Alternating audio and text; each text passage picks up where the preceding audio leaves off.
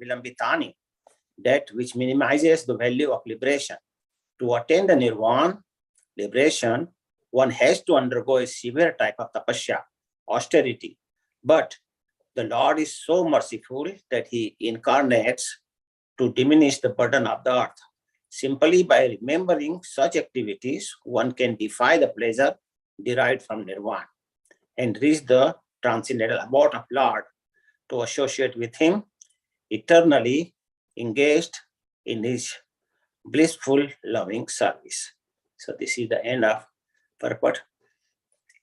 Om Gyan Timirandasya Gyananjana Shalakaya Chakshurunvitam Yena Tasmai Shri Guruve Namaha. He Krishna Karuna Sindhu Dina Bandhu Jagat Pate Gopesha Gopika Kanta Radha Kanta Namastute Tapta Kanchana Gaurangi Radhe Vrindavaneshwari Vrashabhanu Sute Devi Pranamami Hari Priye Vancha Kalpatarubhyasya Kripa Sindhubhya Evacha Patitanam Pavanebhyo Vaishnavebhyo Namo Namaha. Shri Krishna Chaitanya Prabhu Nityananda Shri Advaita Gadadhara Shivasadi Gaura Bhakta Vrinda. Hare Krishna, Krishna Krishna, Hare Hare, Hare Rama, Rama Rama, Hare Hare. Namah Vishnu Padaya Krishna Pristaya Bhutale Srimati Bhakti Vedanta Swami Niti Namine Namaste Saraswati Devi Gauravani Pacharine Nirvishesha Sunnavadi Paschatya Desha Tarine. So this is very good shloka, and these are we are reading the questions which Dharma, who is in the form of bull, is asking to Mother Cow, Mother Earth, in the form of a cow. So this chapter entitles how Parikshit Maharaj received the age of Kali. So here we are reading about the conversation between the Dharma, and Dharma, what form he took? The form of a bull. Dharma was Yamraji, and he took the form of a bull, and conversation between bull and Dharma and Mother Earth. Mother Earth was in the form of cow. So Dharma and Mother Earth is also, there is another name, is Dharini. Why her name is Dharini? Because she carries the load, so much load of this earth, and also load of all the demoniac things at that time. And now also, practically everybody is demoniac in the age of Kali Yuga, demoniac tendencies in the people. So there is so much load. And so there are so many questions actually Mother Dharmaraj is asking to Mother Cow. And Dharmaraj actually saw the cow in very poor condition. The cow actually, she looks like she was not eating for several days, so she lost all her natural beauty. Also, her body luster was completely faded away. She was looking very weak, and also she had tears in her eyes, like she was crying from inside. And we can see, why she had the tears, because she wanted to get sympathy from the Lord, and whosoever sees her, that do something, about this condition. And she was looking like a mother who just lost her child, So this was the very pitiable condition of Mother Cow. And also the bull was not in good shape either, and bull had like 3 legs were broken. And who broke the legs? Kali. Because after Lord Krishna left, Kali interred, and he started functioning, all the signs of Kali Yuga started coming gradually. So he broke the 3 legs, because with all the pious activity, the pillars of religion, he wanted to break them. So all the effect of Kali Yuga we can see. So 3 legs, he already broke. And so bull was actually standing on only 1 leg. He had only 1 leg, and he was walking with great difficulty. How with three broken leg, one can walk. It was so hard for him. And he was wandering in the forest. And when he met Mother Cow there, and then he started questions. So when he saw Mother Cow, she was also in very pitiable condition actually. So he inquired from her, and in the form of questions. So those questions actually we are reading in the past week. It started from text number 19. And today is the last verse in the series of questions. So let us go for continuity, let us go to those questions one more time, just in short. So what the Yamraji or Dharma was asking to Dharini. So he said, "Oh good lady, what is the cause of your lamentation? And why you are having so much grief?" He was saying, "Are you suffering from some disease? Do you have some kind of disease or illness? Or are you thinking of some relatives who is away at distant place?" He's also asking, "Are you lamenting?" Because she was seeing the Dharmaraj standing in front of her. So Dharmaraj was thinking that she may be thinking about my condition, my broken legs. So he was asking, "Are you lamenting for me? Because I have lost my 3 legs." Also, he was asking that, "Are you in anxiety?" Because why she had anxiety? She may have anxiety because there will be more and more meat eaters, because then the rain will not be on time and it will be really bad condition. So people will be more and more meat eaters. So he's asking, that are you lamenting that more and more meat eaters will be in this world and they will exploit you? Also asking that are you aggrieved that the demigods no longer receive sacrificial offerings? So because of the no rain and it will be drought and famine, so there will be nothing on the time actually. So sacrificial offerings will not be done, yagyas will not be done. And then all the demigods will not give the rain on proper time. So because of that, is she lamenting for that? And also he was asking, are you feeling compassion for the poor woman and the children who had been left by unscrupulous men? Because the people, there will not be good families, the children will be left over, and children, they will not take proper care. So he was asking, are you lamenting for the ladies and for their children, also asking, are you unhappy to see how the goddess of learning is being mishandled by Brahmins? Because Brahmins were addicted to all kind of sinful habits, Brahmins will not be pure. So are you, because if there is no Brahminical culture, whole society gets really so much down, So he's asking that, are you worried about this Brahminical culture is not there? Brahmins are addicted and they are all having sinful, like Brahmins, she says, give me bidi or give me tea, like that, so they are not pure.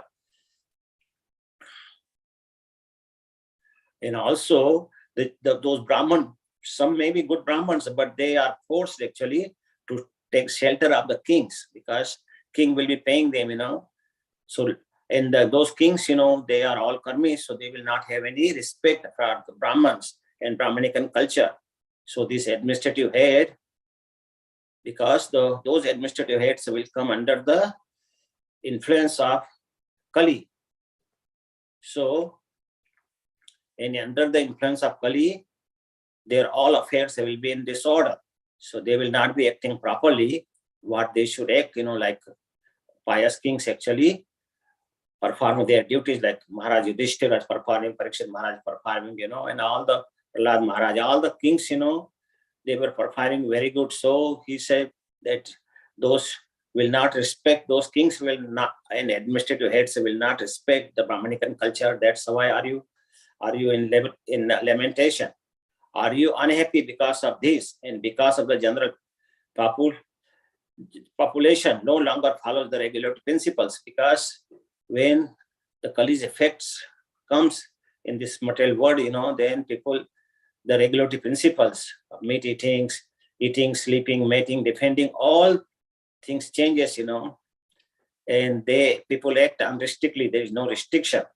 So after all these questions, then he's asking today's question. Today's question is mainly O Mother Earth, O Supreme Lord, Sri Krishna had incarnated. He said that the Dharmaraj was saying that Lord Krishna actually incarnated just to relieve your burden. He comes in the form of Lord Krishna, and he particularly came to relieve you from the burden, heavy burden.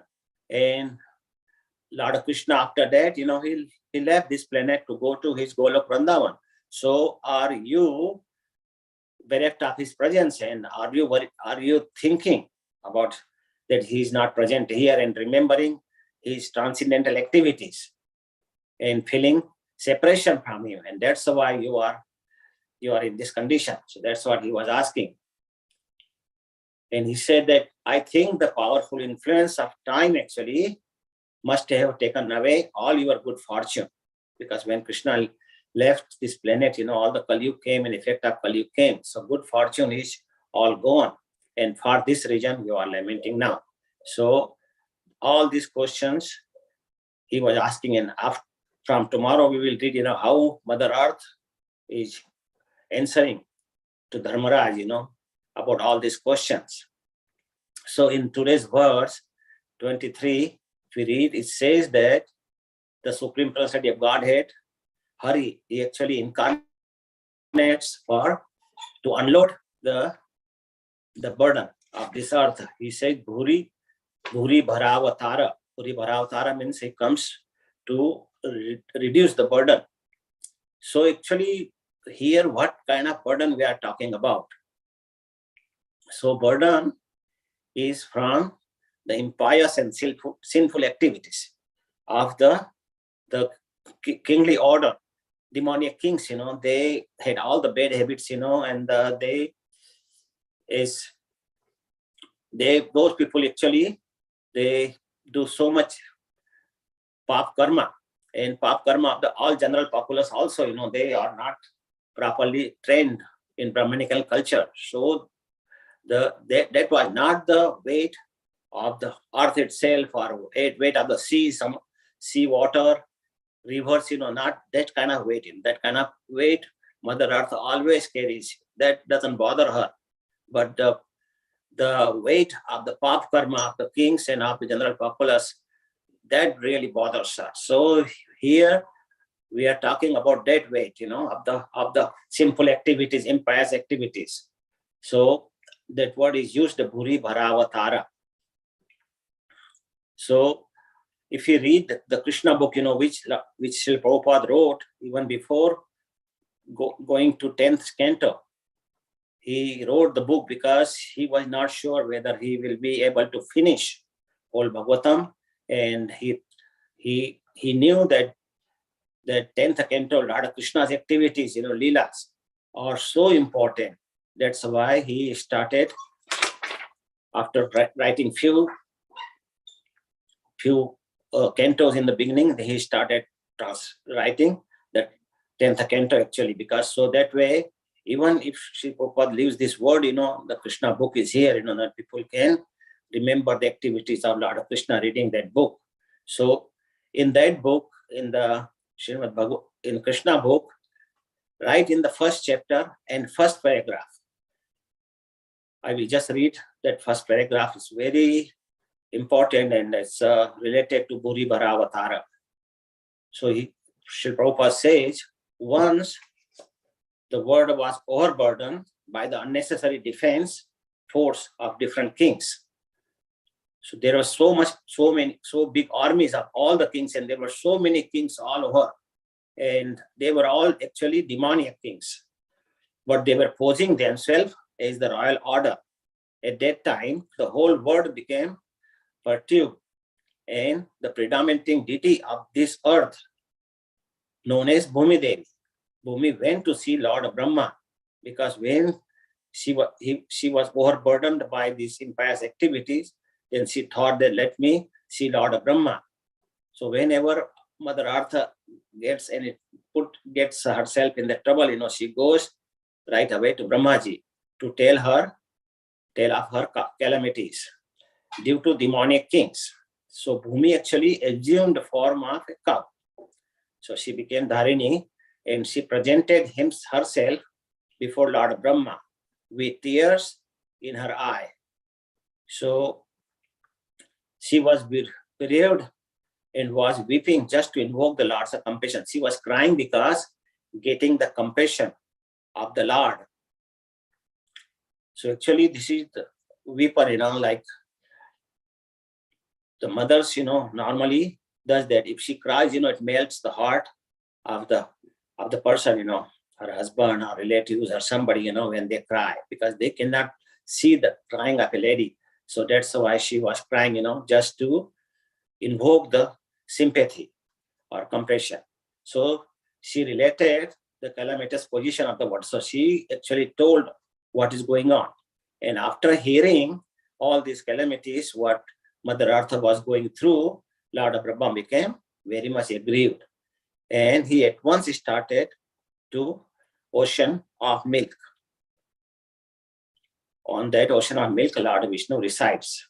So where is that ocean of milk actually? Ocean of milk is actually, it's actually in this material planet, but it's a different area, it's just above where all the saints, like very close to Brahmaji's Brahmalok.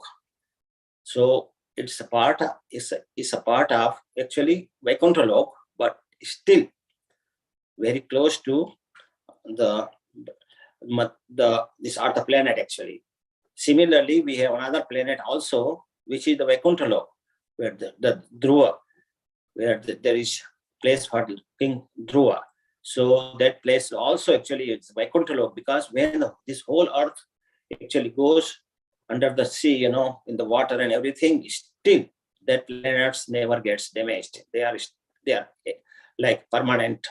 So this kind of places still in the Earth planet, within the perimeter of the Earth planet, but they still stays after all this once, when everything goes away. So Lord Brahma started to the shore of the Milk Ocean, and Brahma actually, he was accompanied by all these demigods like Lord Shiva and all the other gods, Varun, Chandra, everybody was accompanying him, and Mother Earth was also with that. And they arrived at the shore of the Milk Ocean, and then Brahmaji began to pacify Lord Vishnu. How he does that? By Purush Sukta prayers. And because that makes Lord very, very happy. So we here also, whenever we do yajna and all those things, Purush Sukta prayers, or they in the beginning they recite all the priests, recite the Purush Sukta, those prayers, which makes Lord very happy. And Lord, it says the Lord Vishnu, who formerly saved the Mother Earth planet by assuming the transcendental form of a bull. So before also, whenever there is a problem for Mother Earth, Lord comes right away. So he came in the previous age in the form of Varaha Avatar. So Varaha Avatar actually two types of Varaha Avatar. One came in the beginning of the like at the first Manu, it came Varaha Avatar, and he came in the form of Shweta Varaha. And in the seventh Manu's time, Lord came in the form of Rakta Varaha. So he comes, and when he came as Shweta Varaha, at that time earth was down, and then with the Varaha Avatar, he brought the earth on the surface, and so people can live. So Lord all the time comes and helps. So this time also Mother Earth, when Brahmaji took her to Lord Vishnu, and the Lord helped her properly. So if you read the translation, after Bhurivara Avatara, it says that all the activities of the Lord are transcendental. And if you remember, or meditate on those activity, Lord gets very happy. And those if we meditate on those activity, actually it says cement or takes us closer to the liberation. So liberation word actually, like we in this shloka I say nirvana. So liberation has actually different meaning for different people. And so sometimes these materialistic people, they think, getting out of miseries. So they say, I got mukta. So they get liberated from their miseries, and they think they are liberated, but that liberation is no good. It's a temporary. Again, they get into trouble. And for impersonalist, what is liberation for impersonalist? They think that merging in the Brahma Jyoti, that's a liberation. That's what they think. That merging in the impersonal Brahman, that's their liberation for impersonalist. But this is not the real kind of liberation, because this liberation actually is not good, because they can stay there, but there is no service. They get bored there, and ultimately they have to come back again to this material world. So this impersonal position is not good. It's a temporary position actually. So what is the best way for us? Actually, the best way is there to seek the shelter of the Supreme Personality of God and Lord Krishna and engage in his devotional service. So if we engage in the devotional service of the Lord, that is the real liberation. And then we can be really happy in doing the service of the Lord. So in Srimad Bhagavatam, if we see second canto in the 10th chapter, 6th number shloka, so there Srila Prabhupada describes the mukti. Mukti means swarupena vyavasthita. So like being situated in one's constitutional position. So what is our constitutional position? Jivera Swarupa Krishna Nitya Das. So we are actually eternal servant of Krishna. Whether we accept it or not accept it, it doesn't matter, but still we are servant of Lord Krishna. That's our Swarupa. So liberation actually means getting out of the slumber of forgetfulness. So because we have forgot our real position, so if we get out of this forgetfulness and when we are situated in the loving service of Krishna, that is the real liberation. So liberation means, Prabhupada actually wrote so many places about liberation. So he writes that liberation means a freedom from the material bondage.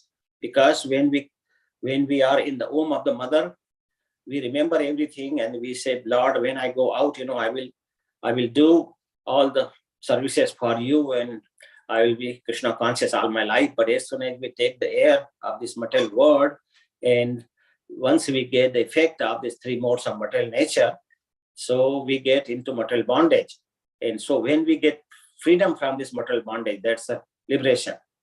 Free from the results of fruitive activity, because we get so much involved in the fruitive activities that when we get free from these fruitive activities and work for Krishna, so that's also one kind of liberation.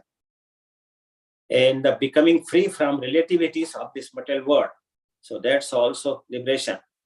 And getting out of the clutches of the subtle body, because subtle body actually carries our mind and our intelligence. And mind is our worst enemy, actually, Mind is good friend also at the same time.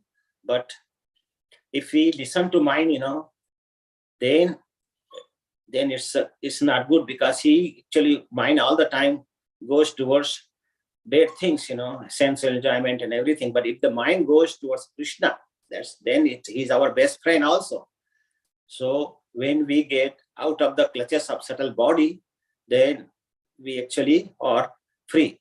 So freedom from lusty desires also is liberation, because once we get out of lusty desires, because of these lusty desires only, actually we must accept a repeated birth and death as long as lusty desires are there. So once lusty desires are clear, at that time actually we can get free and get the freedom from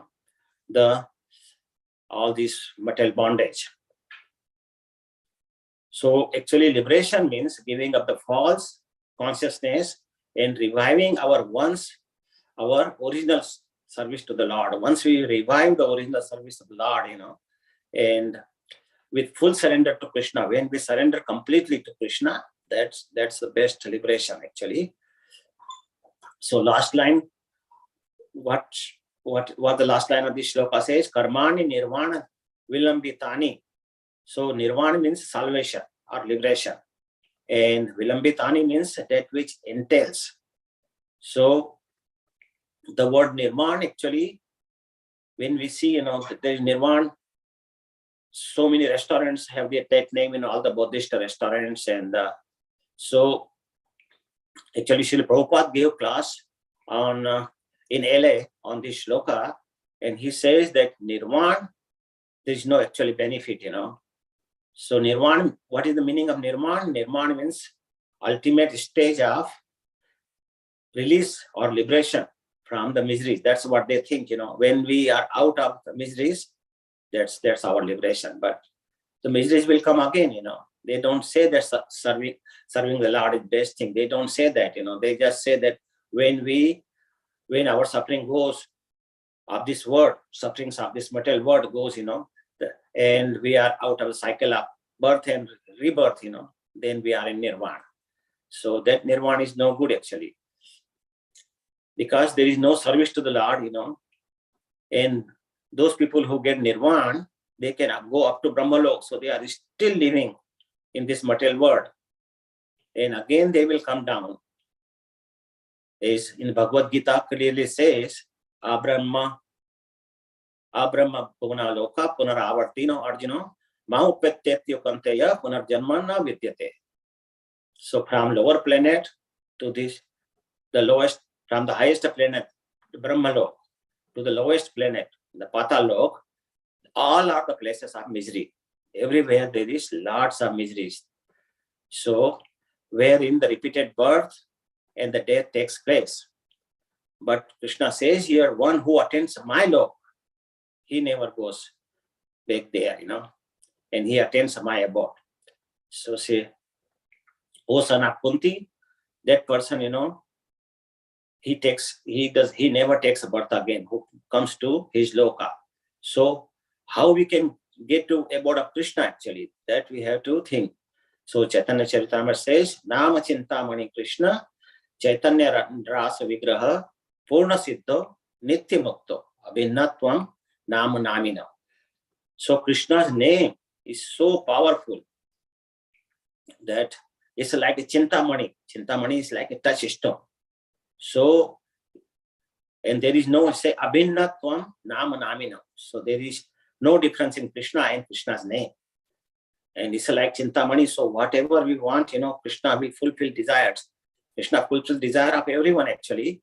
Even we are karmi, still Krishna fulfills desire, because after all we are son and daughters of Lord Krishna. So who fulfills the desires, but then we get, if we have bad desire, we get bad results also. But if we are a devotee and desire for service of Krishna, Krishna gets very happy, and he actually fulfills all the desires of happy. So the devotee should actually have desire to serve him only, because if as a devotee also, if he actually want like material desires, Krishna will fulfill, but then we get punishment much time than regular karmi, because they don't understand. But as a devotee, we do understand that what kind of desire we should have. So we should have proper desire. Then our life will be sublime. So Krishna comes in this material world to remove the burden of the Mother Earth. So when he came at the end of Dwapar Yuga, which is like about more than 5,000 years ago, so he came to reduce the burden. And how he reduced the burden at that time? By killing all the demons, so many kings. So he had Mahabharat war and he killed all of them. All the demons were killed at that time. But this is Kali Yuga now. So in Kali Yuga, he comes in the form of Chaitanya Mahaprabhu. And what he does actually, he doesn't kill anybody in the Kali Yuga. Because if he kills, then he has to kill everybody practically. Because everybody has so much demoniac tendencies. So he has to kill everybody. So we see the example of Jagai Madai, they were so impious people, there was no crime, which they never performed. They did everything, all bad habits they had. They were drunkard, they were taking all the drugs, they were going to prostitutes, everything they did. So meat eating, drinking, everything they were doing. So, but still when Nityananda, he hit the Nityananda Prabhu, what Nityananda Prabhu told Chaitanya Mahaprabhu, please don't kill them, because otherwise you have to kill everybody in this Kali Yuga. So he requested Chaitanya Mahaprabhu, so please give him the Krishna consciousness, so they gave him the name. And that way, actually, that is the work of Chaitanya Mahaprabhu in Kali Yuga, that he gives Krishna's name. He's giving freely, distributing freely Krishna's name in the Kali Yuga. The only price one has to pay is just to have the desire to perform the service to the Lord. So that if that desire, the intense desire to serve the Lord, that is the only price to get the love of Krishna. So this Kali Yuga has all the demons. This whole world is full of demons actually. So Krishna doesn't kill the demons in this Kali Yuga, but he kills the demonic propensities, the tendency to commit the papa karma actually. So Lord in the Kali Yuga comes in the form of Harinam. So say Kali Kale Nam Rupe Krishna Avatar. So he comes in the Kali in his name. So Chaitanya Mahaprabhu wrote in the Shishtastakam also, Namna Kari Bahuda Nija Sarva Shaktis Tatra Pita Ismarena Kalaha Etadashi Tava Kripa Bhagwan Mamate Durdevam Vidisham Ihajani Nanu Raga. So in Kali Yuga actually everyone is very fallen. They all are in fallen state. So actually Lord does not need to kill because we are already dead actually, because we are made of this material body. Our soul is only eternal. This body is not eternal. So we are already dead. But Krishna is so merciful actually that he delivers us just by taking Harinam. So if you see, Prabhupada gave us so easy formula, chanting Harinam, taking Krishna Prasadam, associating with devotees, discussing about his activities by Bhagavatam or his instructions in Bhagavad Gita. So they are all easy actually, nothing difficult.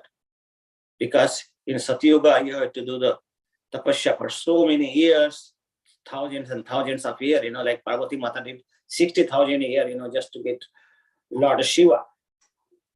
So this is the thing, but in Kali Yuga is because people are so impious, Krishna made it so easy for us, So we should take full advantage of Harinam Sankirtan. And in the last line, if we see, Prabhupada is saying Dharma in the form of bull asking, are you lamenting because now being bereft of Lord's presence, because Lord left this material planet, but now still, when he left this planet to go to Golok Vrindavan, he says in Bhagavatam that he will be in the form of Srimad Bhagavatam. So Srimad Bhagavatam is still here and we can feel the Lord's presence in the shlokas of Srimad Bhagavatam. So Dharma is asking, are you remembering his activities, his leelas, and lamenting in the absence of the Lord?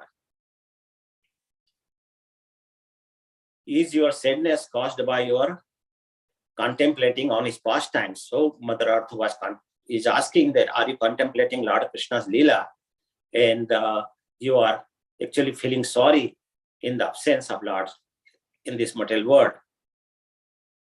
So he is saying that, Mother Earth, please tell me the cause of your tribulation, why you are in so much anxiety and in this pitiable condition. Because this has reduced you to so much weakness, because you look so weak and so pale. And Bull was telling that it seems that the powerful time, which is very powerful conqueror, who is the time actually? Kala. Kala is Krishna. Krishna says, Kalo Asmi.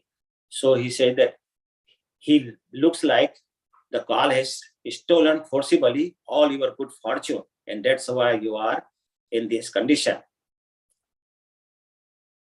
So in the purport, actually, if you see the first line says that Krishna, that the activities of Krishna.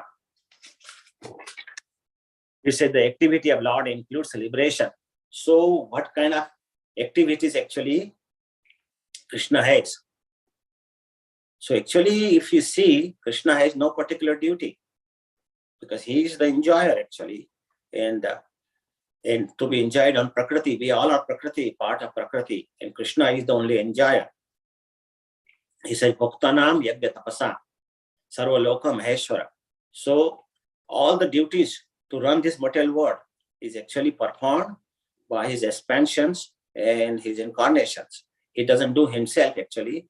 He has so many incarnations time to time, and they perform all this duty.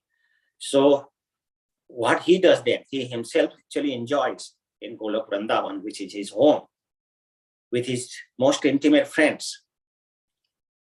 So who are his friends? Like Sudama, Sridama, Sudama, Istok Krishna. So these kind of friends, So he enjoys, and these friends actually play so nice with him, And the very important thing is actually they don't even consider him as the Supreme Personality of Godhead in Golok Vrindavan because of Yogamaya.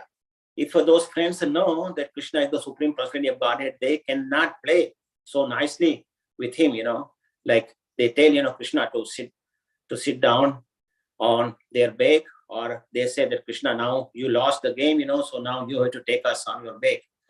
And they cannot eat together because they will have so much awe and reverence for Krishna if they know that he's the Supreme Personality of Godhead. So that way, even Krishna himself forgets that he's the son of the Yashoda Mata's son. He forgets that he's Supreme Personality of Godhead. That's why when Mother Yashoda comes with this stick, he starts crying, We can see the tears in his eyes, and his eyes gets red. So that way Krishna can enjoy. If he knows his Supreme Personality of Godhead, he cannot enjoy his pastimes in all these activities, So that's why he also enjoys taking care of cows and calves with his friends. He dances, and also he plays the flute. So these are his activities. And he has the Ras dance, with all the gopis of the Brajabhumi. So Krishna has so many activities, actually, they are so pleasant, and Krishna actually relishes those activities. And we can relish remembering those activities. So he comes to this mortal world, this material world, actually, he comes yuga. He comes all the millennium after millennium. He comes all the time, and he goes to all the other universes, millions and millions of universes. He goes one after other, and periodically he visits all the planets. And why he comes? Because Pavitranaya Sadhunam, loving exchange with his pure devotees. That is his main business, actually. That's why he comes in this mortal world. And his associates actually do not consider him as the Supreme Personality of Godhead. And all the intimate devotees enhance his engagement in the 5 different moods, rasas. So those rasas like Shantaras, Dasharas, Sankharas, Vatsalyaras, Madhuryaras, like that. So that's the way Krishna actually enjoys his leelas. So Krishna life is filled with unending bliss. He is so blissful, in the company of his friends. So Vishwanath Chakravarti Thakur actually is saying in his commentary on this verse, he says that when in the Kali Yuga, this Mother Earth and the Kali, what we are reading in the shloka, they took the assumed the form. And the Kali took the form of a king, with the black suit, and he was king, like having the mukut, So those kind of shape, they assume these shapes, because although these shapes actually were invisible to regular public, Nobody saw it. Only Parikshit Maharaj saw this. That's why Vishwanath Chakravarti Thakur, our Acharya, is writing like that. So it's not like many people were seeing the cow in that shape or the bull in that shape, like with the broken legs, and the Kali is hitting the bull. So nobody saw that. And so only Parikshit Maharaj, when he came, because he was touring his kingdom and he saw that. But he was seeing these shapes, the cow and the bull and Kali, he was seeing in yoga-induced vision.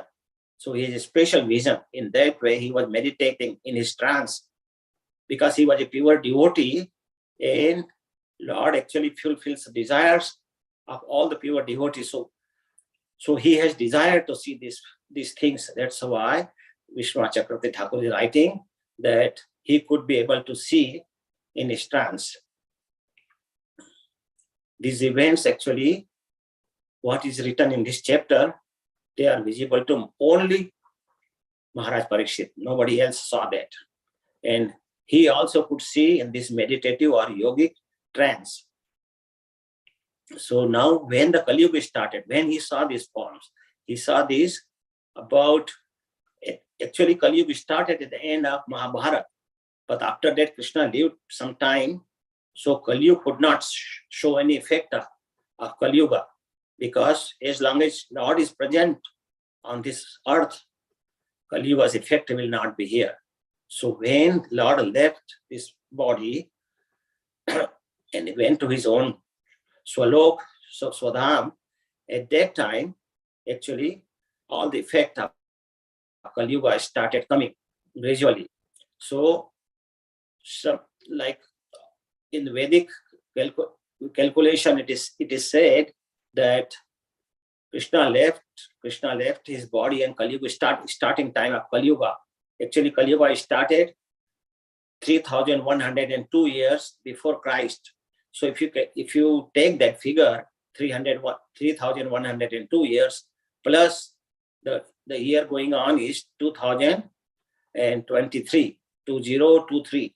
So total is 5,100 and 5,125 years. So that 5,125 years, that is the time Kali Yuga. It's the age of Kali Yuga now. And Kali Yuga is 432,000 years ago. More like it is the total time of Kali Yuga. So 4,027 years is still Kali Yuga. Kali Yuga time will go, and more Kali Yuga signs and symptoms of the Kali Yuga will be there. So this is just the beginning of Kali Yuga, and now you can see how the people are impious, So we can imagine after 4,000 years ago, after 4,000 years from now, what condition will be there. People will be so impious. And this, the Kali broke the leg, what we described in this shloka. He broke the 3 legs already. So those legs actually are the bull's legs, or representing the 4 pillars of Dharma. What are the 4 pillars of Dharma? Austerity, cleanliness, mercy, and truthfulness. And they actually reciprocate with the 4 bad pap karmas, bad activities in this Kali Yuga, like intoxication, illicit sex, and meat eating, and gambling. So these things, so when the legs are broken, 3 legs are broken, means austerity, cleanliness, and mercy, they are all gone in Kali Yuga. Only truthfulness, and that too in very small quantity left. So nothing left much, which are the pillars of Dharma. So Dharma will be bad actually. So these 4 pillars are common to all aspects of life, because if we have those pillars, then we can have good life actually. But when Kali Yuga comes, actually, he cripples all these religious principles. And if these principles actually, if we think, they are not the principles of all basic sinful activities of today's world. Because these activities, these pillars or these religious principles, they are not final goal of religion. So, but actually they give the platform. Just to come to the human platform, we should have those 4 pillars, good pillars in our life. Then we can make us human at that time, and then we can start bhakti. So people should have those 4 things, no meat eating, no gambling, no illicit sex. So those, no more intoxication. So if we have those 4 things, then we are on the good platform to start our bhakti. And the Kali's business is actually to break those legs. So people become more and more religious, and he can show his activities, In the Vedic time, actually, people used to value those 4 religious principles. But nowadays, nobody cares for those principles. And because those principles actually are conducive for the Krishna consciousness.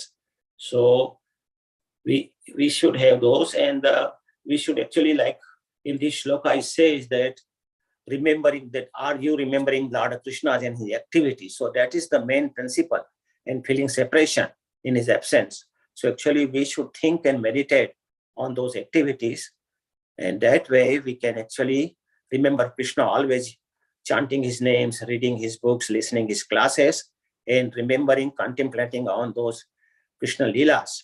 That will make a life successful. So I will end here, and if there is any question, comments, we can discuss it. Thank you very much for listening. Hare Krishna.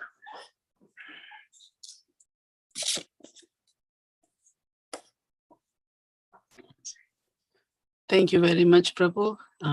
If anybody has questions, please just unmute yourselves and go ahead. Thank you for reviewing all the questions that Dharmaraj had asked of Mother Earth, so we can be prepared to listen to her answers when she starts giving the answers. Sometimes when we go verse by verse, we forget what the other questions are. So Thank you, Mother.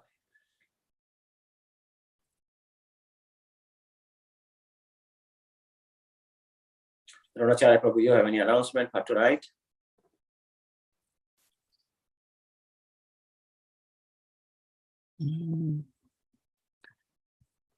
Not sure.